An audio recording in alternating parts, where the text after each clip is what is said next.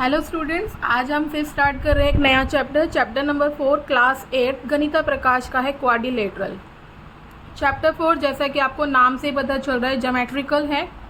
Chapter की meaning से देखो हम निकालेंगे ये वर्ड क्या है। एक लैटिन वर्ड है जिसमें क्वाड का अर्थ होता है 4 और लेटरल का मतलब होता है साइड, यानी 4 साइड वाला। हमने 4 साइड वाली बहुत सारी चीज़ें देखी हैं। हमने रोम्बस देखा है जिसकी चारों साइड बराबर होती हैं। हमने स्क्वायर देखा है, उसकी भी चारों साइड्स बराबर होती हैं। हमने रेक्टेंगल देखा है, हमने पैरेललोग्राम देखा है और ऐसे बहुत सारी सीट्स देखी हैं जिसमें आपने देखना, आप जब हम फर्स्ट चैप्टर 4 खोलेंगे तो वहाँ पे कुछ पिक्चर्स बनी होंगी कुछ इस तरीके से।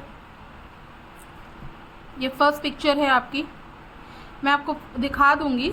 एक दूसरी पिक्चर बनी होगी, कुछ फोर्थ पिक्चर ऐसे बनी हुई है।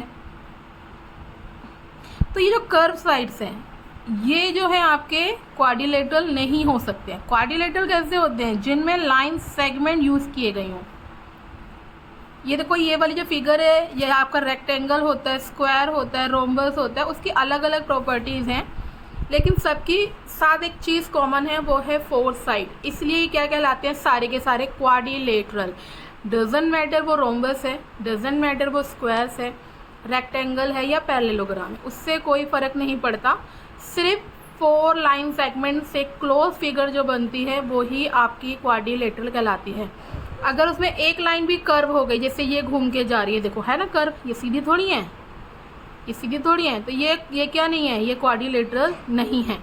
शर्त ये होती है क्वाड्रिलेटरल की कि उसमें 4 साइड्स होनी चाहिए और वो 4 साइड्स जो है लाइन सेगमेंट से बनी होनी चाहिए, तभी वो क्या कहलाता है? आपका लाइन क्वाड्रिलेटरल कहलाती है।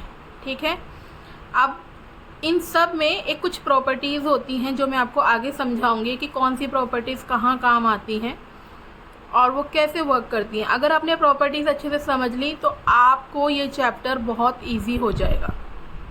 चलिए एक क्वाड्रिलेटरल से थोड़ा सा आगे बढ़ते हैं। ये है पेज नंबर आपका 84। आप एनसीईआरटी की बुक चेक कर लेना, पेज नंबर 84 है ये। मैंने इसमें सामने दिखा भी दूंगी क्वेश्चन क्या है। ये जो पेज नंबर 84 है, इस पर कारपेंटर की प्रॉब्लम है कि उसने एक पतला सा लकड़ी का टुकड़ा लिया और उसने इस पॉइंट को इस पॉइंट से एक धागे से इस डी और बी को AC को बांधा है और उसकी लेंथ जो रखी है उसने कितनी रखी है? 8 सेंटीमीटर रखी है। अब वो ये जानना चाहता है कि जो लेंथ है दूसरे DB की जो लेंथ होगी वो कितनी होगी। What is the length of other diagonals. तो एक डायगोनल आपको AC दिख गया, उसकी उसने कितनी रखी है मेजरमेंट? 8 सेंटीमीटर। अब उसे ये जानना है कि BD कितना होगा। ये एक जो शेप है ये किस चीज़ की शेप है? ये एक रेक्टेंगल शेप है। अगर हम रेक्टेंगल की बात करें तो इसकी अपोजिट साइड बराबर होती हैं, यानी ये वाली साइड इस वाली साइड के बराबर होगी, DC AB के बराबर होगी, है ना। अब उसने क्या बोला है? उसने बोला जब मैंने मेज़रमेंट किया धागे से तो AC तो 8 सेंटीमीटर आ रहा है, तो लेंथ ऑफ अदर डायगोनल कितनी होगी।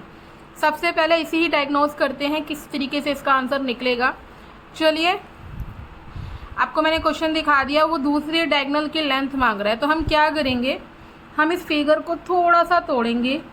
तोड़ना क्या है, एक्चुअल में सिर्फ आधा ही बनाएंगे।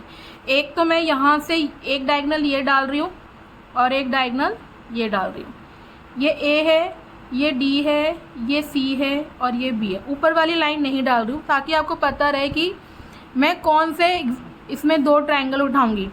आपको साफ साफ दिख रहे होंगे 2 बड़े डायगोनल, 2, एक ये है और एक ये है, और ये क्या है? रेक्टेंगल है।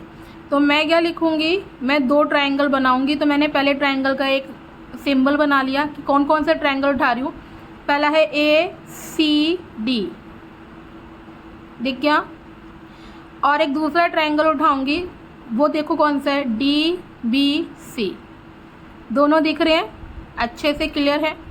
अब देखो इसमें मैं क्या कह सकती हूँ? मैं कह सकती हूँ AD बराबर होगा BC। AD किसके बराबर होगा? BC के। अब मैं यहाँ रीज़न में क्या लिखूँगी?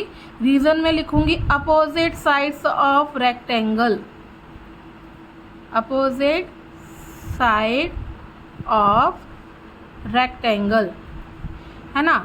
AD किसके बराबर है? BC के। मुझे पता है उसके जो कोने होते हैं वो भी कितने के होते हैं? 90 के। यानी मैं क्या लिख सकती हूँ? मैं लिख सकती हूँ एंगल ADC दिखा कौन सा, ए डी सी।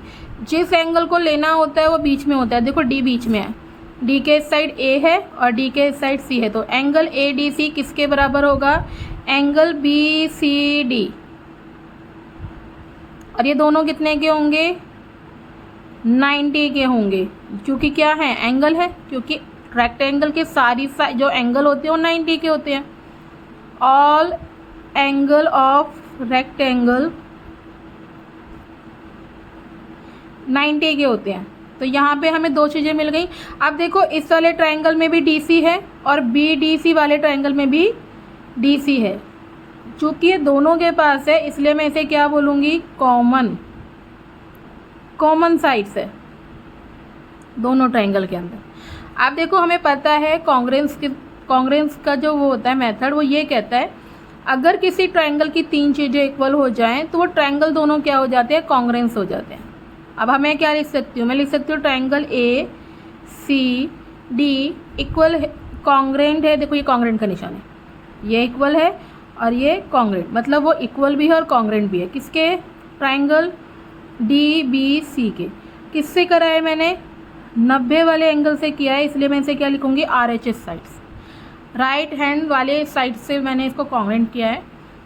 तो अब मैं क्या कह सकती हूँ, मैं ये कह सकती हूँ कि जो ए सी है वो किसके बराबर होगा, बी डी के, यानी दोनों कितने के हो गए, 8 सेंटीमीटर के। और यही उसने मुझसे मांगा था क्वेश्चन में कि लेंथ ऑफ अदर डायगोनल कितनी होगी।